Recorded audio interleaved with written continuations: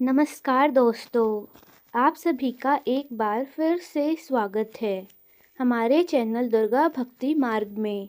आज मैं आप सभी को सुनाऊंगी मार्गशीर्ष माह में नित्य नियम से सुनी जाने वाली धर्मराज जी की और गौ माता की कहानी। बहुत समय पहले की बात है। एक छोटे से गांव में धर्मराज जी का निवास था। वे अपने धर्म, न्याय और करुणा के लिए पूरे क्षेत्र में प्रसिद्ध थे। उनके जीवन का एक ही उद्देश्य था, सत्य के मार्ग पर चलना और सब जीवों के प्रति दया दिखाना। लोग कहते थे कि उनके द्वार से कोई खाली हाथ नहीं लौटता था, चाहे वो मनुष्य हो या जानवर हो। एक दिन की बात है, गांव के पास स्थित जंगल से एक गौ माता भाग कर आई। वे बहुत थकी हुई थी और घायल थी। उनके शरीर पर कई जगह चोट के निशान थे और उनकी आंखों में डर साफ झलक रहा था।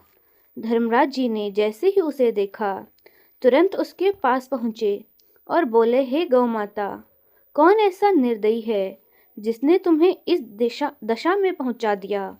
गौ माता बोली, हे धर्मराज, मैं पास के ही गांव की हूँ। मेरी मालिक ने लालच में आकर मुझे कसाई को बेच दिया। जब कसाई मुझे ले जा रहा था तो रास्ते में मौका पाकर मैं भाग निकली।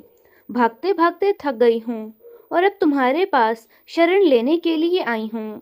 धर्मराज जी का हृदय करुणा से भर गया। उन्होंने तुरंत अपने सेवक से कहा, गौ माता के लिए साफ पानी और हरी घास लाओ, इनके घावों पर मरहम लगाओ।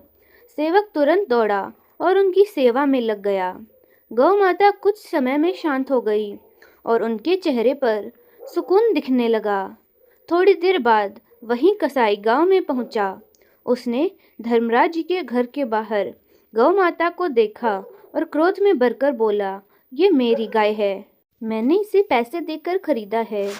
धर्मराज जी ने शांत स्वर में कहा, भाई, यह गाय तेरे अधीन नहीं है।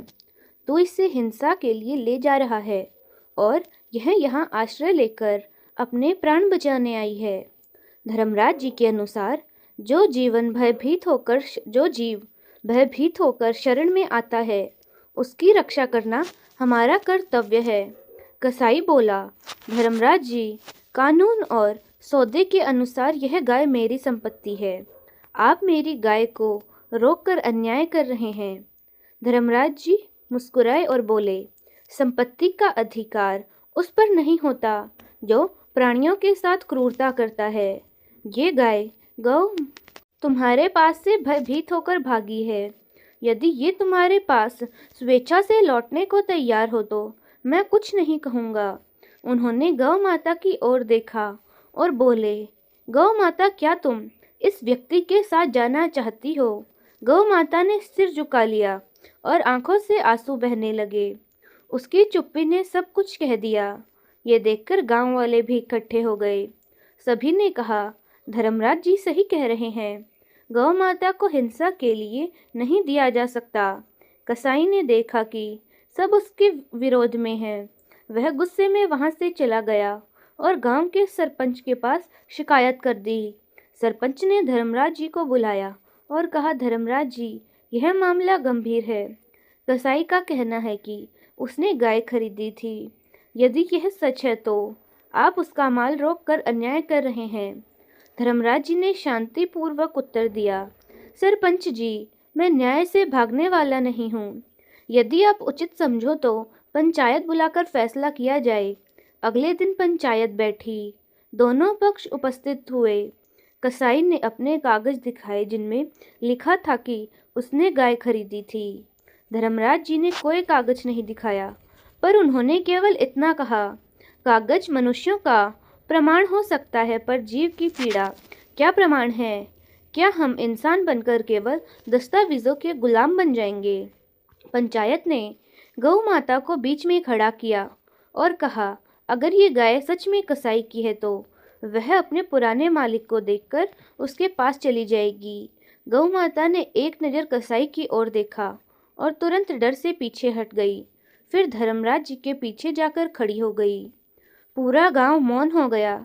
सरपंच ने कहा, अब किसी भी प्रमाण की आवश्यकता नहीं। धर्मराज जी, आपने न केवल गौ माता की रक्षा की है, बल्कि हमें सिखाया है कि धर्म का अर्थ केवल कानून नहीं, बल्कि करुणा भी है। कसाई शर्मिंदा होकर वहां से चला गया। धर्मराज जी ने गौ माता को अपने घर में स्थान दिया। उन्होंने उसके लिए गौशाला बनवाई, जहां वह आराम से रहने लगी।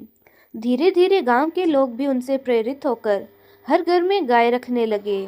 कहा जाता है कि कुछ महीनों बाद जब कसाई बीमार पड़ा तो उसे अपनी गलती का एहसास हुआ। वह स्वयं धर्मराज जी के पास गया और बोला, मुझे क्षमा कर दीजिए, मैंने केवल लालच में आकर पाप किया। अब मैं भी प्रतिज्ञा करता हूँ कि कभी भी किसी जीव को हानि नहीं पहुँचाऊँगा। धर्मराज जी ने कहा, पश्चाताप सबसे बड़ा धर्म है। यदि तू सच में बदल गया है तो परमात्मा भी तुझे क्षमा कर देगी। उन्होंने उसे पानी दिया, उसके लिए भोजन बनवाया और कहा, आज से तू मेरा भाई है, क्योंकि जिसने हिंसा छोड़ दी उसने धर्म अपना लिया। उस दिन से गांव में करुणा और प्रेम का माहौल फैल गया।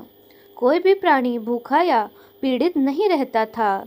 लोग कहते हैं कि धर्मराज जी के घर से गौ माता के रांभने की आवाज़ जैसे आशीर्वाद बनकर पूरे गांव को समृद्ध करती थी। समय बीतता गया, लेकिन धर्मराज जी की यह कथा हर पीढ़ी में सुनाई जाने लगी।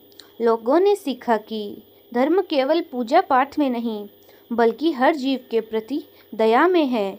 आज भी जब गांव के बुजुर्ग यह कहानी सुनाते हैं तो कहते हैं, जहाँ करुणा है वहाँ धर्म है, और जहाँ धर्म है वहाँ सच्चा सुख है। नीति गौ माता केवल एक पशु नहीं है, बल्कि मातृत्व और करुणा का प्रतीक है। जो मनुष्य सभी जीवों के प्रति दया रखता है वही सच्चा धर्म पालक कहलाता है। उससे भगवान भी कभी रुष्ट नहीं होते, ना ही उससे कभी परमात्मा रुष्ट होती है। जो भी मनुष्य निर्बल और बेजुबान लोगों की या फिर जीवों की रक्षा करता है, वो हमेशा खुश रहता है और भगवान भी उससे कभी भी रुष्ट नहीं होते। धर्मराज जी की तरह यदि हम सब भी किसी निर्बल की रक्षा करें तो संसार में कभी भी अन्याय नहीं होगा और सभी जीव सदैव खुश रहेंगे। तो दोस्तों, कैसी लगी आपको हमारी आज की यह कथा? कमेंट्स में ज़रूर बताएं। धन्यवाद।